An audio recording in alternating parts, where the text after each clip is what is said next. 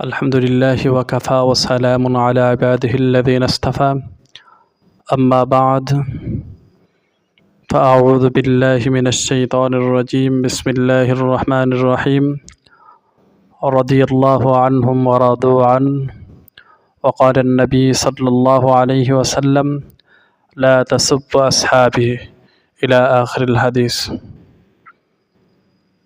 সম্মানিত প্রিয় তাওহীদি জনতা, আপনারা জানেন ইদানিং একটি ভিডিও বের হয়েছে সাহাবায়ে কেরামকে বিদ্বেষ করে। যে ভিডিওটি সমাজে ছড়িয়ে পড়েছে এবং কিছু দেশবরেণ্য আলেম ওলামায়ে কেরাম তাদের উপস্থিতিতে এই ভিডিও করা হয়েছে এবং ওই জায়গার ভিতরে শীর্ষনীয় ওলামায়ে কেরাম ছিল যারা সাহাবায়ে কেরামকে মিয়ারে হক হিসাবে মেনে নিতে পারেননি এবং এ ব্যাপারে তারা হযরত আব্দুল্লাহ ইবনে মাসউদ রাদিয়াল্লাহু তাআলা আনহুর একটি মতকে উল্লেখ করে এই কথা বলেছেন যে যদি আব্দুল্লাহ ইবনে মাসউদ রাদিয়াল্লাহু তাআলা আনহু মিয়ারে হক হয় তাহলে সূরাতুন নাস এবং সূরাতুল ফালাককে কোরআন শরীফের অংশ মনে করা যাবে না। এই কথা বলেছেন জামাতের এক নেতা আলেম ডক্টর আনমর রশিদ মাদানী। ওনার সাথে আরও অনেক বড় বড় শায়েখ ছিলেন যারা বাংলাদেশের মাঝে পরিচিত, আমি তাদের নাম বলবো না। সম্মানিত ভিউয়ার্স, আমি আপনাদের সামনে এখন কিছু দলিল পেশ করব যে আব্দুল্লাহ ইবনে মাসউদ রাদিয়াল্লাহু তাআলা আনহু তিনি সূরাতুন নাস এবং সূরাতুল ফালাককে কোরআনের অংশ মনে করতেন কি না এ ব্যাপারে আমি আপনাদের সামনে কয়েকটি দলিল দিব। এর মাঝে এক নম্বর হলো কানজুল উম্মাহ 2743 নম্বর হাদিসে উল্লেখ করা হয়েছে আন ইবনে মাসউদ রাদিয়াল্লাহু তাআলা আনহু قال استكثروا من السورتين يبلغكم الله بهما في الآخرة المعوذتين। হযরত আব্দুল্লাহ ইবনে মাসউদ রাদিয়াল্লাহু তাআলা আনহু তিনি বলেন যে তোমরা সূরাতুন নাস আর সূরাতুল ফালাককে বেশি বেশি তেলাওয়াত করো, বেশি বেশি পাঠ করো, কারণ এই দুইটি সূরা কিয়ামতের দিন আল্লাহ তাআলার কাছে পৌঁছে দিবে। সুবহানাল্লাহ।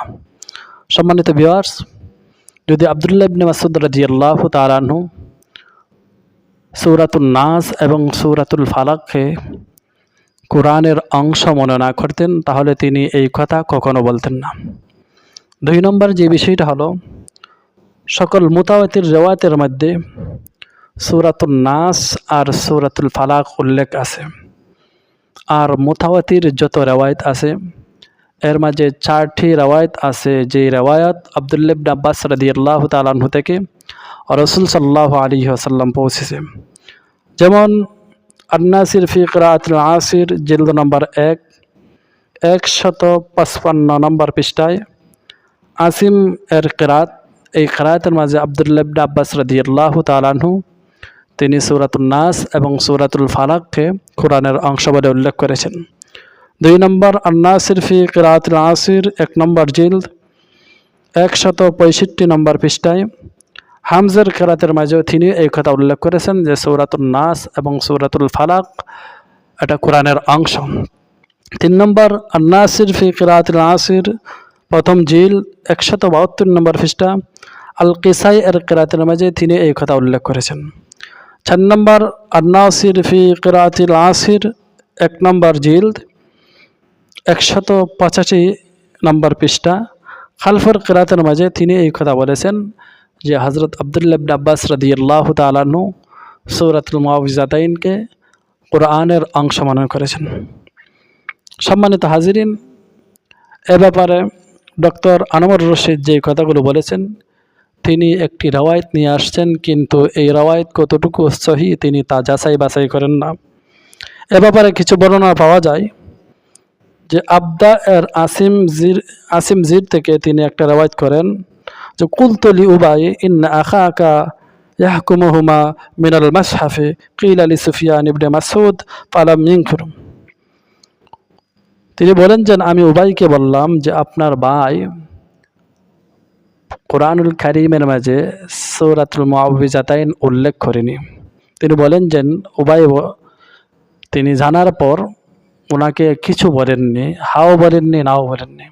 সম্মানিত ভিউয়ার্স, এই থেকে বোঝা যায় যে আব্দুল্লাহ ইবনে মাসউদ রাদিয়াল্লাহু তাআলা আনহু যদি সূরাতুন নাস এবং সূরাতুল ফালাককে কোরআনের অংশ মনে না করতেন, তাহলে উবাই তিনি সাথে সাথে তার বিরোধিতা করতেন।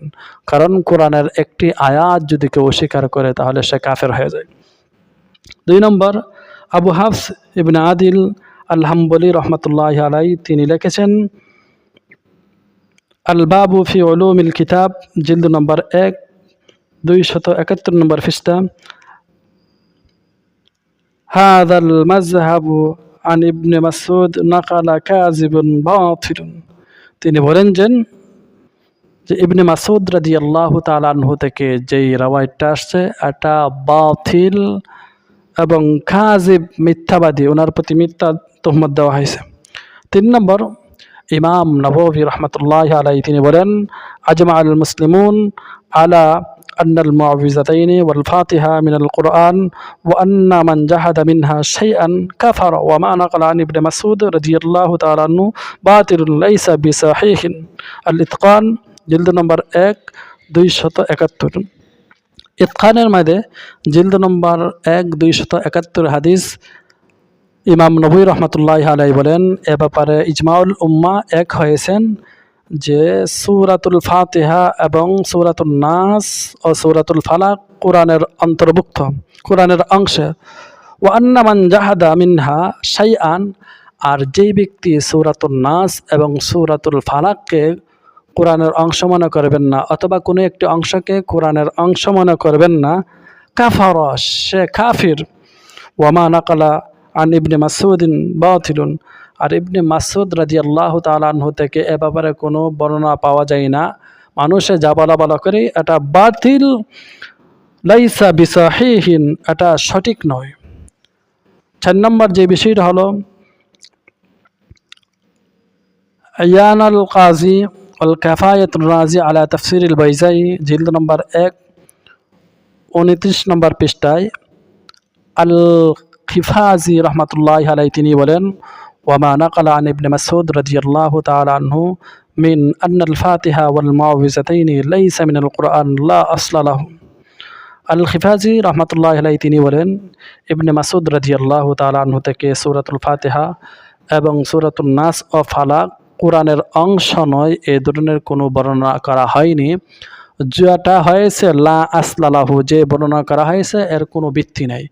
কাজেই আনোয়ার রশিদ মাদানী সাহেব, আপনি যেই কথা বলেছেন এর কোনো ভিত্তি নাই। আপনি একটা দলিল দিয়েছেন, এর কোনো প্রমাণ দেননি। কোথায় থেকে এটা উল্লেখ করেছেন তার প্রমাণ সহ আপনি উল্লেখ করেনি। আপনার রওয়ায়াত কতটুকু সহি এটাও আমরা বোঝার দরকার ছিল। এজন্য আমি আপনাকে বলবো, অনুরোধ করে বলবো, আপনি জাতির সামনে তওবা করেন, আর না হয় আল্লাহ তাআলা আপনাকে ক্ষমা করবেন না।